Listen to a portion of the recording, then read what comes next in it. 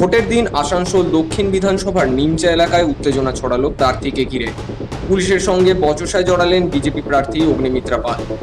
Police সূত্রে জানা গিয়েছে, নির্বাচনী বিধি অনুযায়ী ভোটের দিন একজন প্রার্থী নির্দিষ্ট সংখ্যক গাড়ি নিয়ে বুথ এলাকায় ঘুরতে পারেন।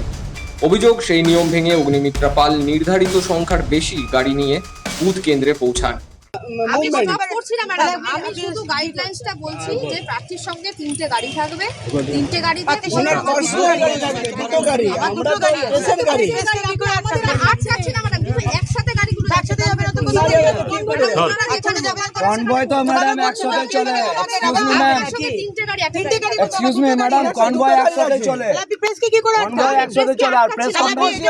পুলিশের দাবি, যেখানে 3টি গাড়ি নিয়ে ঘোরার অনুমতি রয়েছে, সেখানে তিনি 5টি গাড়ি নিয়ে বুথ এলাকায় আসেন।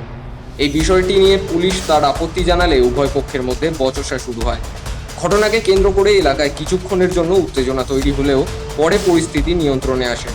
ভোট গ্রহণ প্রক্রিয়া স্বাভাবিকভাবেই চলতে থাকে বলে প্রশাসন সূত্রে খবর। এই ঘটনাকে কেন্দ্র করে রাজনৈতিক মহলে শুরু হয়েছে তীব্র চাপাউন্তর। Bureau report, বঙ্গদর্পণ।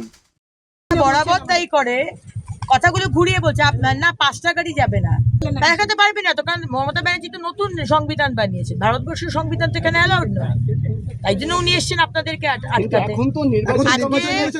সংবাদ মাধ্যমে কোন সংবিধান বলে যে সংবাদ মাধ্যমকে আপনি আটকাতে পারবেন? আপনার আমাকে কভার করার হোক, XYZ, আপনি যাকে খুশি করেন। আমার 5টা গাড়ির অ্যালাউড, আমার সাথে 2টো গাড়ি রয়েছে, পারমিশন লেটার ছিটকানো আছে। আপনাদেরকে কোন এটা আটকায়? সুতরাং আপনারা একটু স্ট্রং থাকুন আর কি। এরা সব রকম ভাবে চেষ্টা করবে, কারণ আপনারা থাকা মানেই যদি কোনো ঘটনা ঘটে আপনারা কভার করে দিচ্ছেন, মানুষ জানতে পারছে। আর আপনারা না থাকা মানে মানুষ জানতে পারবে না, সেটাই তোরা চাইছে। ভেরি সিম্পল হিসেবে।